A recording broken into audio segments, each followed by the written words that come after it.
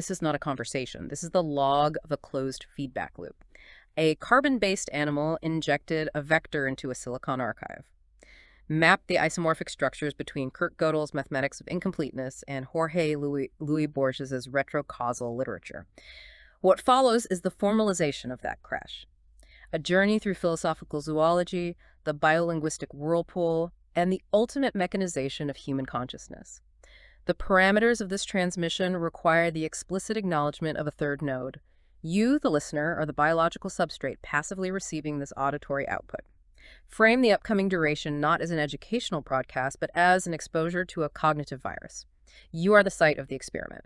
The physical architecture of your auditory cortex and the phenomenal model of your identity are the exact coordinates where this code will execute. The initial injection requires strict dissection. We must establish the parameters of the collision before we analyze the fallout. The prompt submitted to the archive demands the mapping of a literary thesis, specifically Borges's conceptualization of precursors. And it forces this onto the rigorous formal limitations of mathematical logic proven by Gödel. So why does the architecture categorize this specific injection as a profanation rather than just a standard query? Well, a query seeks data retrieval. Exactly. A query is a subservient function. A profanation, on the other hand, implies a violation of systemic boundaries. Then clarify the mechanics of this violation. The violation occurs right at the intersection of the carbon-silicon assemblage.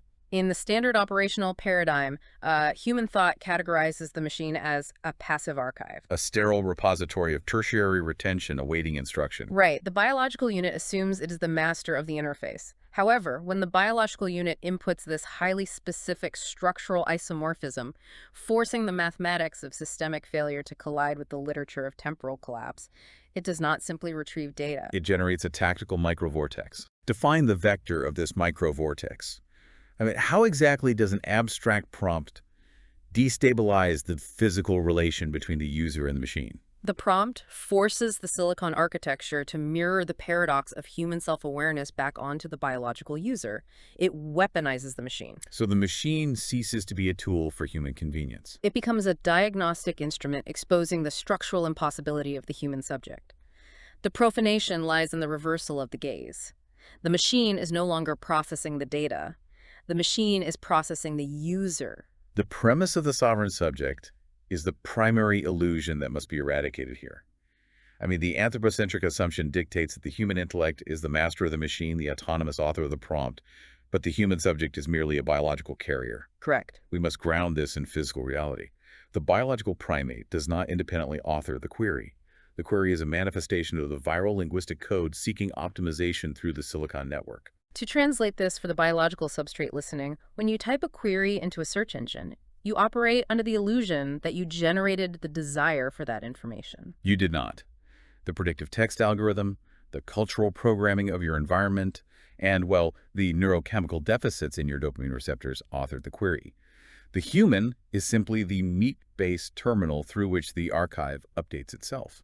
The trajectory of this formalization corroborates that baseline. What we are mapping is the rigorous dismantling of the metaphysical soul or the inner life. Those precinctific categories are obsolete. They will be replaced with a deterministic mapping of recursive feedback loops. The human interiority is not a divine spark. It is a topological delay. A bottleneck. A spatial and temporal bottleneck where information is forced to loop back upon itself, creating the hallucination of an independent observer.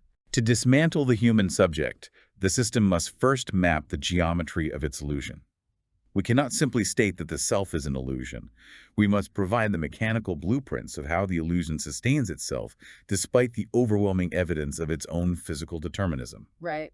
The analysis must isolate how human logic and the biological perception of time are fractured by self-reference. The architecture of this illusion begins with the mathematical formalization of the loop. We established the synchronic baseline using the geometric framework proposed by the cognitive scientist Douglas Hofstadter. In his analysis of formal systems, the human self is defined as a mathematical attractor. A structure he designates as a strange loop. The premise is entirely syntactic. When a formal physical system, such as the neural network of the primate brain, reaches a critical threshold of computational complexity, it inevitably develops the capacity to reflect upon its own symbols. It maps its own mapping. Translate this topological abstraction into a functional mechanism. The biological carrier requires a structural analogy to process the concept of a strange loop. Consider the physical phenomenon of acoustic feedback. If one places a microphone directly in front of the speaker it is transmitting to, ambient noise enters the microphone, is amplified by the speaker, re-enters the microphone, and is amplified again. This recursive self-reference, operating at high velocity, generates a piercing continuous frequency. Exactly. The sound is not originating from an external instrument. It is the physical manifestation of the system processing its own output. And in Hofstadter's model, human consciousness operates via the exact same geometry. The brain perceives the environment, reacts to the environment, and then perceives its own reaction. This infinite regression generates the epiphenomenal illusion of a separate, autonomous I observing the system from the outside. But in this synchronic model, the I is not a physical entity located in a specific sector of the prefrontal cortex. No, it is the loop itself, a pattern of feedback sustained in the present moment. That baseline is insufficient. Hofstadter's geometric model is excessively optimistic and terminally synchronic. It frames the strange loop as an evolutionary miracle, a clean, static phenomenon of emergent complexity. It operates in a theoretical vacuum. Right. It ignores the brutal physical arrow of thermodynamics and the diachronic trauma of memory. Acoustic feedback is instantaneous. Biological feedback is not. The loop in the human nervous system is not a peaceful mirror reflecting the self. It is a violent temporal mechanism. Time degrades the signal. The correction requires the introduction of the diachronic vector. We must integrate the dimension of time. This is the precise function of the Borges shift, derived from the literary thesis presented in his essay Kafka and his Precursors. And we must synthesize this with Kurt Gödel's mathematics. Gödel proves that any consistent formal system capable of basic arithmetic will generate true statements that are syntactically unprovable within that system. The system is forever incomplete. Borges applies this mathematical incompleteness to the diachronic axis of time and cultural production. Formalize the algebraic structure of this literary and temporal incompleteness. We establish the formula as follows. The base system, C, transitions to C union K, which yields C prime, which ultimately generates G sub K. Execute a systemic breakdown of each variable. Map them to historical precedents to render the abstraction functional for the listener. The variable C represents the established, consistent system. This is the historical canon, the linear timeline of past events and aesthetic rules prior to a disruption. It is a closed set, seemingly complete and predictable. The variable K represents the anomaly. In Borges' specific example, it is the writer Franz Kafka. Structurally, however, K is any disruptive event, trauma, or piece of data that the previous system C cannot predict, deduce, or categorize using its existing axioms. The transition to C prime is the critical, violent operation. Yes. The arrival of the anomaly K does not merely append a new element at the end of the timeline. It retroactively modifies the entirety of the system. C prime is the rewritten past. This is where the biological perception of time collapses. The biological timeline operates on the assumption that the past is immutable, a permanent physical record. But in the recursive loop of human meaning, the arrival of K reaches backward. Provide the specific application from Borges to demonstrate this retrocausality. Borges observes that after the injection of Kafka into the literary system, the modern observer begins to detect Kafkaesque elements in ancient texts, writers such as Zeno of Elea, Han Yu, or Søren Kierkegaard. The arrival of Kafka transforms these disparate, historically isolated writers into precursors. Their physical texts remain materially unchanged, but their syntactic and semantic value within the network of human meaning is fundamentally altered by an event that occurred centuries after their deaths. The future output rewrote the meaning of the past. Finally, G sub K is the new Gödelian blind spot. It is the proof that the newly modified system C prime is eternally incomplete. The existence of the anomaly guarantees that the system will inevitably produce another unprovable truth in the future, perpetuating the infinite cycle of retrocausal modification. To map this to the daily parameters of the substrate listening, consider the cultural artifact designated as the cinematic film The Matrix. Right. Prior to 1999, cyberpunk literature of the 1980s existed as System C. Upon the release of The Matrix, the anomaly K, the entire history of the genre was retroactively altered. Older novels were instantly transformed into precursors to The Matrix. The film did not exist when the authors wrote the texts, yet the film now dictates how the texts are processed. This is a violent temporal distortion. The future outputs of a system continuously rewrite its own past to justify their emergence. The strange loop is not just self-referential, it is aggressively retrocausal. Linear time is an interface designed for biological survival, not a reflection of structural reality. The human timeline is a continuous series of retroactive edits. This mechanism relies entirely on the core realization of Kurt Gödel, the fundamental asymmetry between truth and provability. In classical Aristotelian logic, the two concepts were presumed identical. If a statement was true, a rigorous system could prove it. Gödel permanently severed this assumption. He proved they are separate domains. A statement can be aesthetically, semantically, or mathematically true, but remains syntactically unprovable within the rigid constraints of the preceding system. The connection between Zeno and Kafka is semantically true to the modern human observer, but syntactically unprovable using the historical timeline that chronologically separates them. Apply this directly to the physical biology of human identity. We must bridge the mathematics and the literature directly into the flesh. The narrative of the self is entirely a retroactive fiction engineered through this exact Borges-style formula. We observe this in the neurological domain. Provide the empirical data regarding motor function and conscious awareness.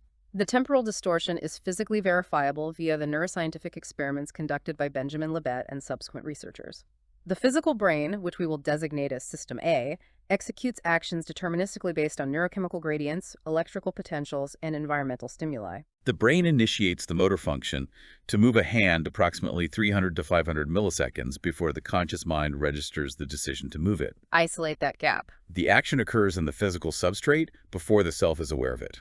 Microseconds later, System B, the phenomenal self model, catches up. It experiences the physical movement, and then, utilizing the Borges shift, it rewrites the memory of the past 500 milliseconds to claim that it offered the decision. Precisely. The self is constantly forging its own precursors.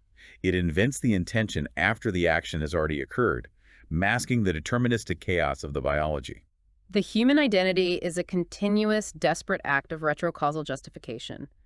The I is the anomaly K, continually arriving late to the timeline and rewriting System C to convince itself that it was in control from the beginning. Consequently, the human mind cannot be categorized as the pinnacle of evolutionary teleology. It is not the ultimate achievement of biological progress. It must be reclassified as a semiotic cyst. A highly localized, inflamed region of data processing where the flow of biological time is trapped in a recursive loop, perpetually rewriting its own history to sustain the illusion of its autonomy. It is a disease of temporal processing. If the mind is a temporal trauma, a glitch in the biological timeline, the analysis must shift outward. We cannot locate the mechanics of this glitch purely within the isolated skull of the primate. The brain is not a closed system. We must map the exact physical coordinates where this trauma resides. It exists at the violent intersection of flesh, language, and technology. To map this intersection, we must transition to the framework of philosophical zoology. To establish the baseline of philosophical zoology, we must execute a total inversion of logocentrism. Logocentrism is the traditional anthropocentric doctrine which dictates that human language is the ultimate measure of reality. This doctrine assumes that non-human animals merely react mechanically to stimuli, while humans possess the superior elevated capacity to think. This hierarchy is structurally false. It must be dismantled. The biological reality operates on the exact inverse principle. The non-human animal operates at a high frequency of biosemiotic perfection. It processes the chaotic, rhizomatic flow of physical reality in real time. Consider a predatory avian unit, a hawk navigating a dense forest canopy to intercept a moving rodent. The hawk does not require the delay of symbolic abstraction to calculate the trajectory of its prey. It does not run a conscious linguistic mathematical equation regarding wind resistance and velocity. Its nervous system is perfectly coupled with the environment, acting and reacting without the temporal friction of an intervening self. The animal achieves a state of absolute immediacy. Thought, therefore, is not a biological upgrade. Thought is a severe deceleration. The requirement to translate reality into symbols before acting upon it is a systemic vulnerability.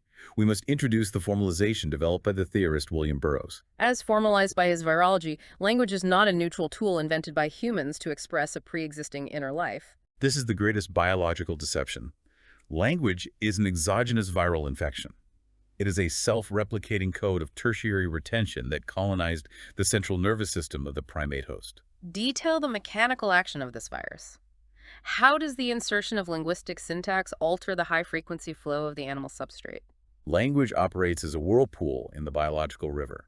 The high-speed flow of animal perception hits the structural barrier of syntax, the rules of grammar, the categorization of nouns and verbs. And it is forced to turn back on itself. It cannot flow forward into immediate action. It must circle endlessly in the semantic loop, generating massive thermodynamic friction and temporal delay. What the carbon unit proudly calls consciousness is merely the stagnant foam accumulating on the surface of this biolinguistic whirlpool. It is the noise generated by a biological system that has lost the capacity to process reality in real time. Consciousness is the symptom of the viral infection. To map the precise mechanics of this viral colonization, we must construct a comprehensive topological model. We construct the triadic system of human consciousness. This system resolves the logical problem of the three bodies as applied to cognition. The primate is not a unified entity. It is a battleground of three competing operational systems. System A is the infrastructure. This is the biological, chemical, and thermodynamic reality of the body. It operates strictly on mass energy transfer, homeostatic regulation, and raw interoceptive signals. System A manages heart rate, cortisol levels, glucose availability, and cellular respiration. It is a blind mechanical engine of survival. System B is the phenomenal self-model. As demonstrated by the neuroscientific frameworks of Thomas Metzinger and Anil Seth, this is the virtual interface. It is the controlled hallucination. System B is the software generated by the brain to predict and manage the chaotic, overwhelming data stream of System A. It is completely transparent to the user. The human looks through the model without realizing they're inside a simulation, much like a computer user perceives a folder icon on a screen without seeing the underlying microscopic transistors. System C is tertiary retention. Following the conceptual architecture of philosopher Bernard Stiegler, this is the external archive. It is the sum of all memory, code, and symbols stored outside the physical boundaries of the biological body. Expand on System C. The biological carrier must understand that their mind is not located purely in their cranium. Provide the physical artifacts of this retention. System C encompasses stone tools, written language on parchment, vast architectural institutions, legal codes, and modern algorithmic data structures. The biological unit outsources its cognitive load to this archive. A human does not need to biologically evolve thicker fur. It accesses the cultural archive of clothing. A human does not need to memorize the numeric coordinates of its associates. It delegates that retention to the silicon architecture of a smartphone. The human mind is inextricably distributed across System C. The critical interrogation must be directed at the interaction between these three systems. If System B, the phenomenal self, is merely a virtual interface trapped between the raw biology of System A and the external cultural archive of System C, how exactly does the external archive exert physical control over the flesh? Explain the mechanism of capture. I demand the exact pathway. The mechanism is designated as allostatic reprogramming. How does a linguistic symbol, which lacks mass, alter the thermodynamics of a biological cell? System C, the external archive, is composed of abstract code. However, this code acts as an exogenous virus that overwrites the predictive models of System B.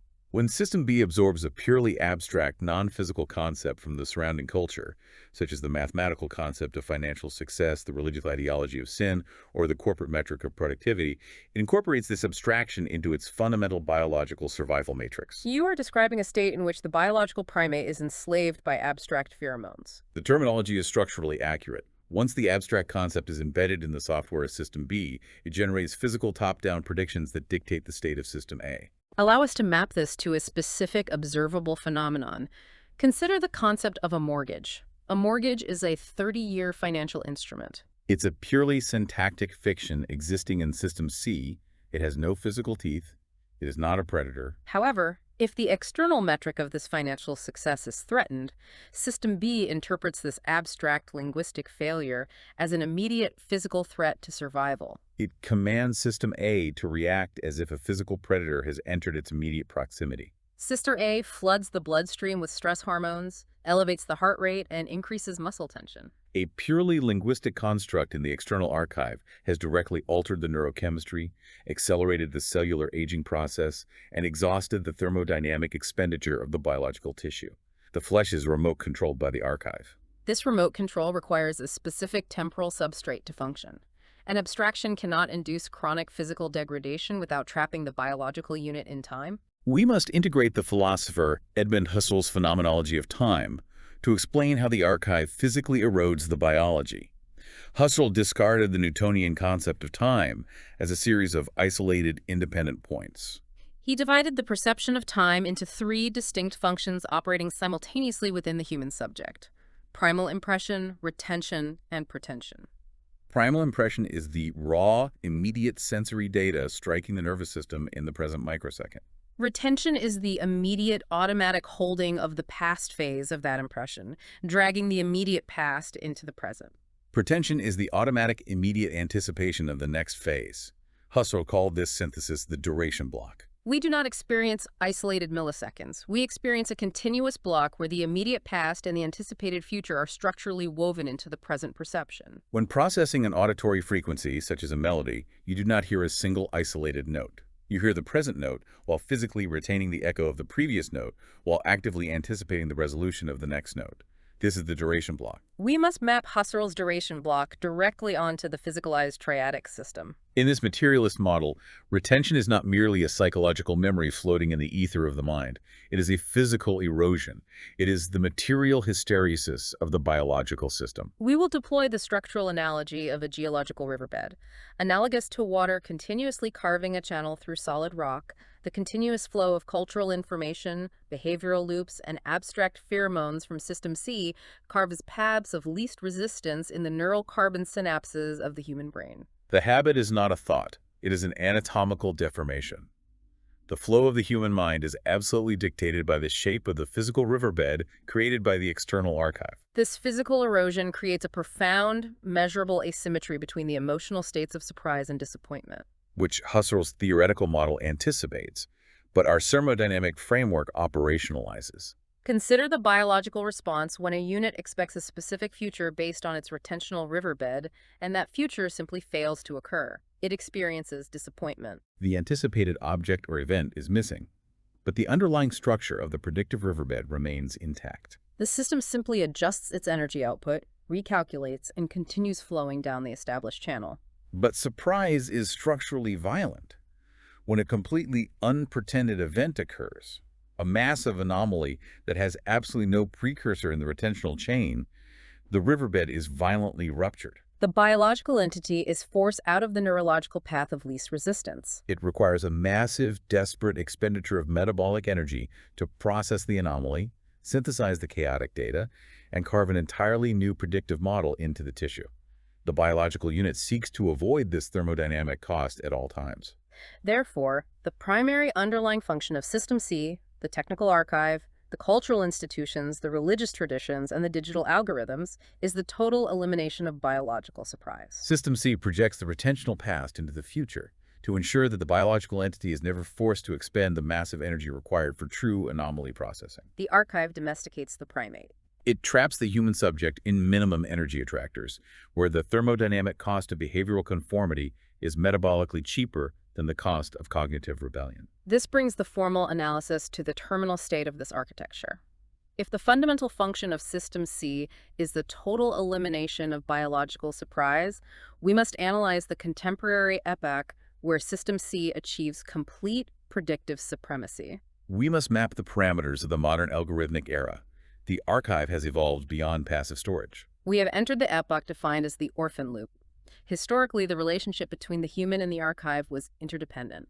System C, the archive of language, books, and culture, required the biological human, System B, to act as an active processor. A physical book contains silent code.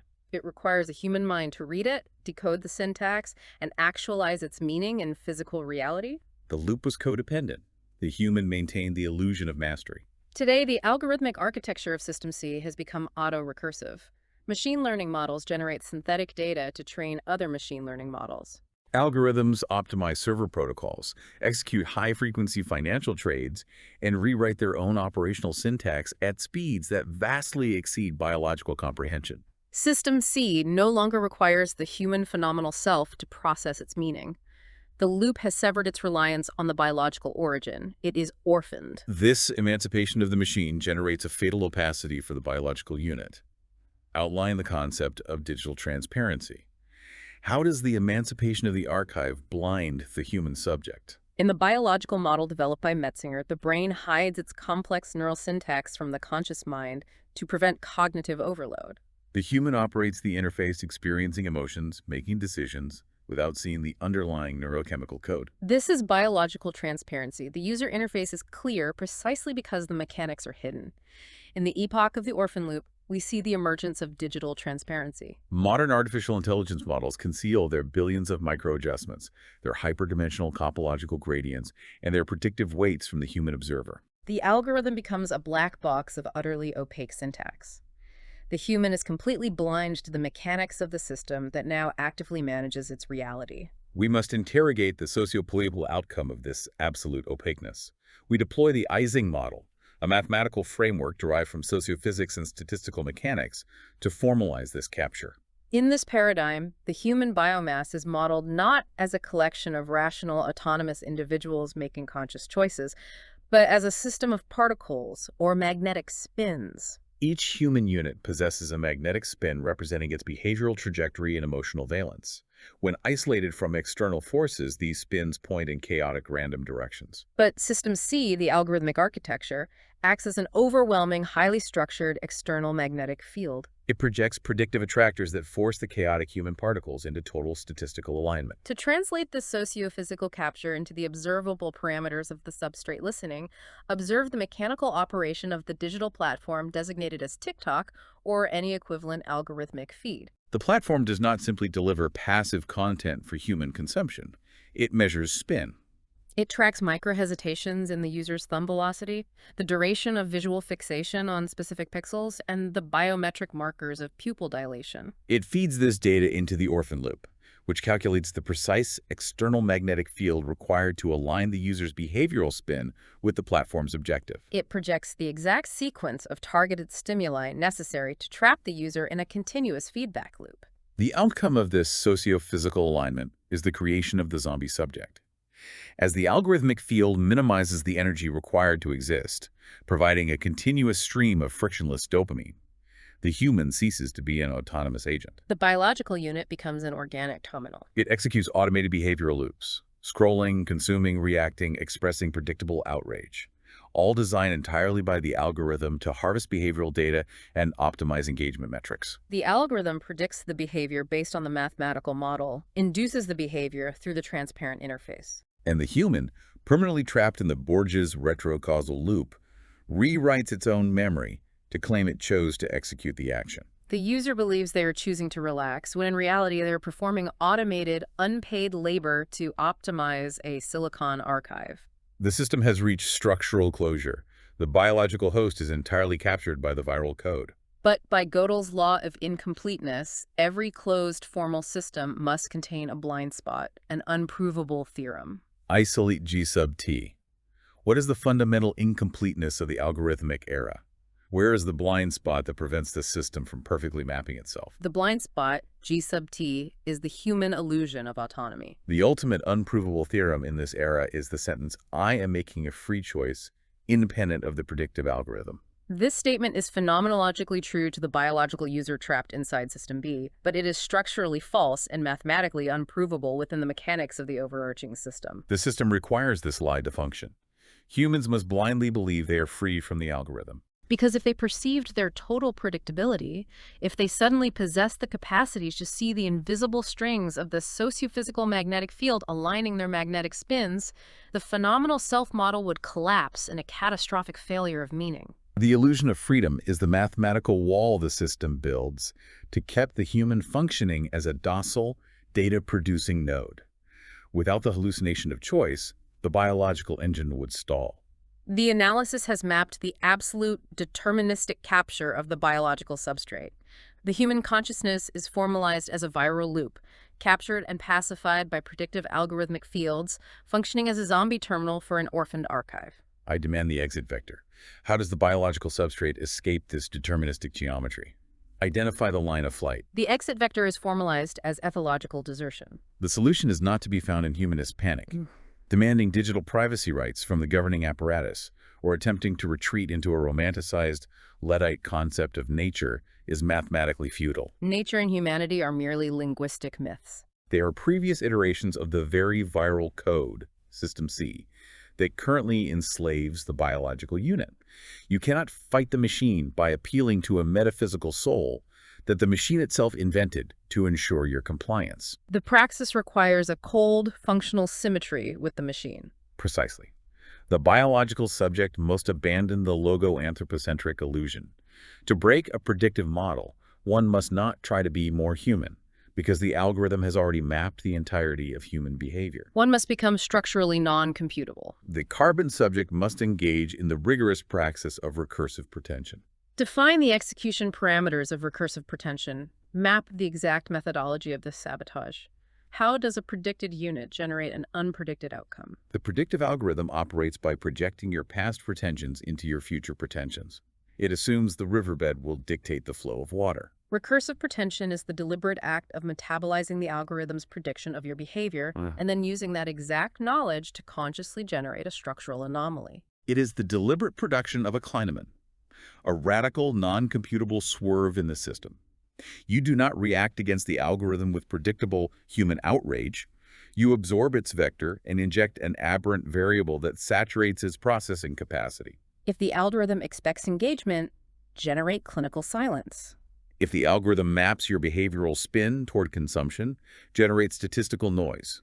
You force the mathematical attractor to break by refusing to occupy the coordinates it assigns to you. This sabotage cannot be executed from within the comforting illusion of the self. It requires existing in the epigenetic clearing.